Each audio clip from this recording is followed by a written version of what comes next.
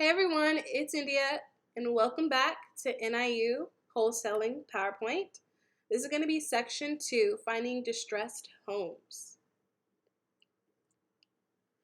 Some of our objectives for today are to discuss what a distressed home is, what they look like, how to find a distressed property, and to review motivated sellers, what they look like, and discuss how to avoid scammers.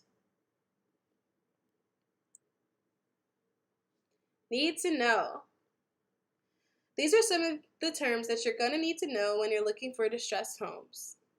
Distressed properties are properties that are not in the best condition. Usually they need roof, flooring, paint, windows. They're not move-in ready, so they require just a little bit of work. Drive for dollars. Driving for dollars is about getting into your car and looking around your neighborhood or city for homes that are for sale. These are usually people that are off market and selling their home themselves, not through a real estate agent. Home inspection. Home inspections are often completed by contractors to provide an accurate number of how much a property is worth and what repairs are needed. This is very important when you're thinking about the repair costs for your property. TLC. TLC stands for tender love and care. This is a good sign that a property may be being sold as is or is distressed. Look for these terms when you're looking at the description of properties.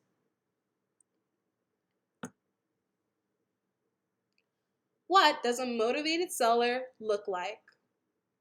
Motivated sellers can be motivated for many reasons. Sellers that may be in a rush to move, the owner is deceased, or they may have inherited the property and don't want it anymore. They'll be looking to sell their home and sell it fast. On your left-hand side, you're going to see a property that looks distressed. This property looks like it needs paint, it looks like it needs a little yard work, and it probably has a few issues that make the home a little bit distressed or make the seller a little motivated to sell. On your right-hand side, you can see a property that looks pretty good to most people, but you can tell by the floors not being polished and that the paint and the band at the top are outdated that this property may be distressed. This particular property was up for sale by a very motivated seller. When you're looking at terms and you're looking at the condition of a home, you may want to look at the description below. In the middle, we have a description of a home that was up for sale, and you can tell that this home was being put up for sale by a motivated seller by the terms that they used. You can see the first term is cash only condition. When you see cash only, they're looking for investors. They're looking for people who can buy the home outright and may be interested in putting a little work into it. Sold as is. When you see as is, that gives you a good description of what the home may look like. It may be very bad as far as the outside look, or it may look great on the outside and need some work on the inside. When you look at a home and at the description and it says that they will not make repairs, they need a little TLC, or if they tell you that the home and the price are represented by the condition of the home, this gives you a good indication that the home is distressed and the seller is motivated. When looking for a motivated seller on market, you'll want to look for phrases and pictures just like this. How to find distressed homes. When finding distressed homes, ask yourself these questions. How old is the home? Is the home updated? Is the home on market? Is the home sold as is? And how much is the home? We're going to look at a quick example on how to find a distressed property. If you'd like to see the rest of this video, go to our channel and click the video posted right before this. You can see a full-length example on how to find distressed properties with NIU. Yeah, and this is NIE Realty's video on how to find a distressed property. So finding distressed properties are pretty easy. You just have to know what to look for. You can find distressed homes in any city you live in. I'm just going to use a zip code that I'm familiar with, but it works the same way. So you're going to go to any Triad MLS, Redfin, Zillow, PropStream even. Basically, you're going to be looking for certain criteria. So first, you'll want to type in your zip code.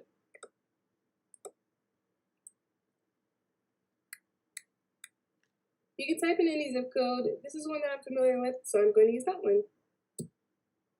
You'll press enter, and it's going to take you to a map full of different properties in that area.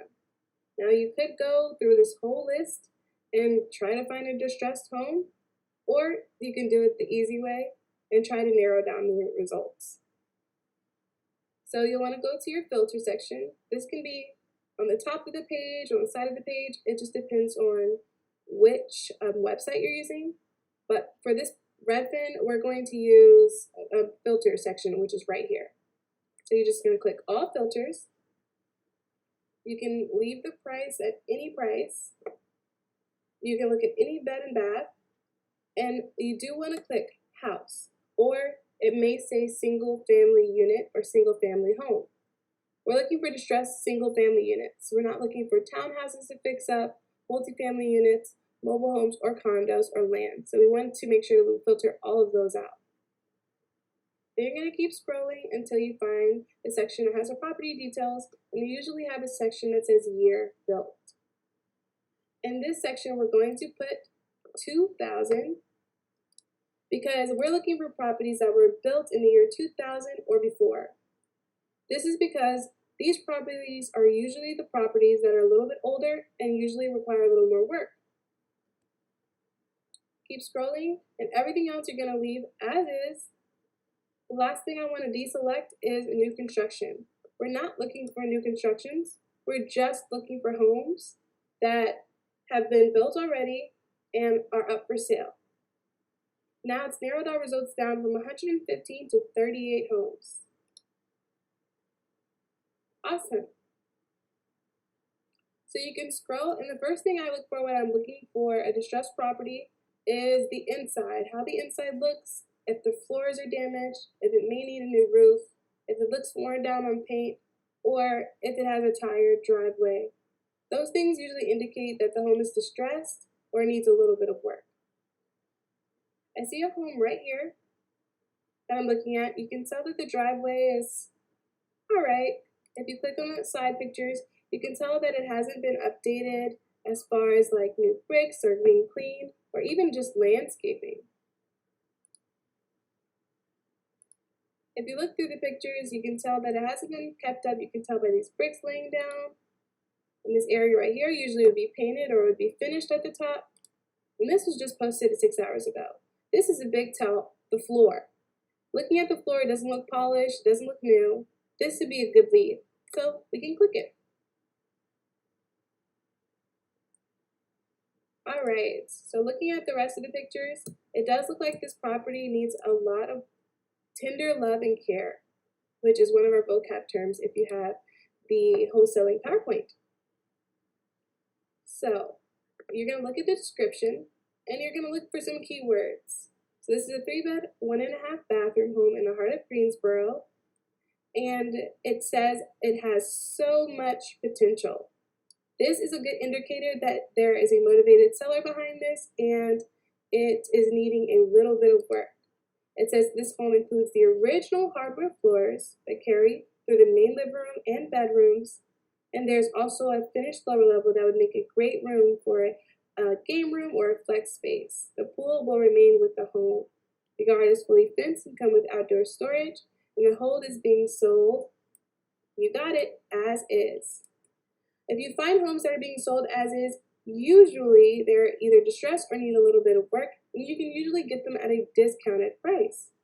This is a good distressed home to start off with if you're looking for a property to maybe make an offer on. And that's really it, guys, as far as finding a distressed home. It's really cut and dry and simple. If you're looking for the rest of the video, or if you need a few more examples, feel free to go to our channel, and it should be the video posted right before this one. Let's go to the next slide. Some of the terms you're going to need to know. These are a few terms that you're going to need to know in the following sections, as well as a few sections that I've talked about before this.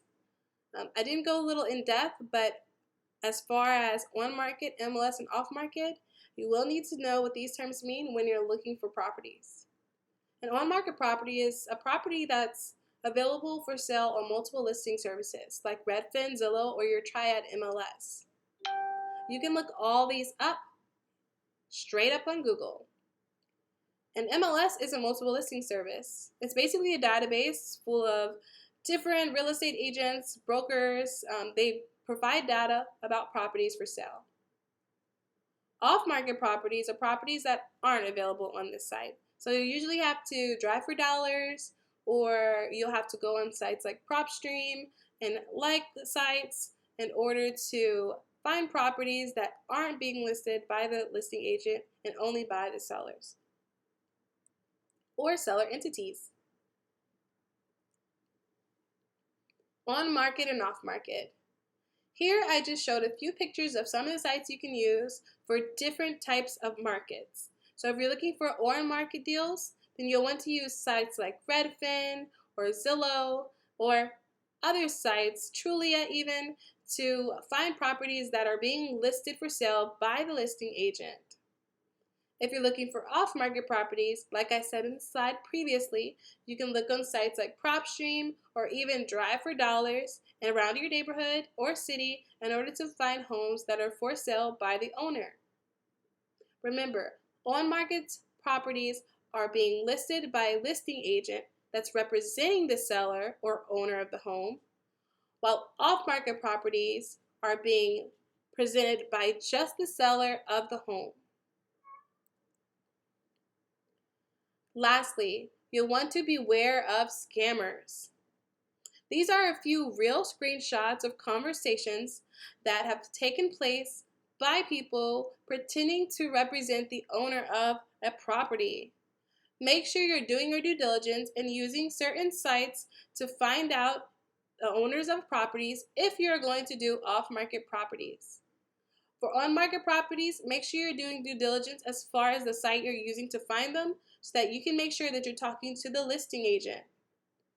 This particular person was pretending to be the seller of a home, saying that they would put their home up for sale for a certain amount, and then requesting a 30% due diligence of $27,150.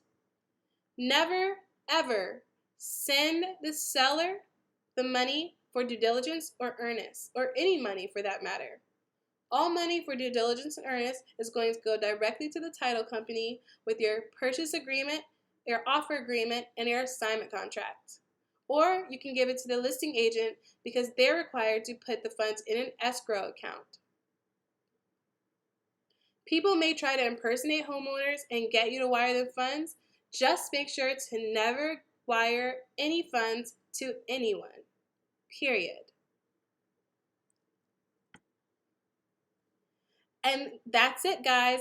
That was section 2 on finding distressed properties. Like I said, you can go on our channel to get the full video on finding distressed properties.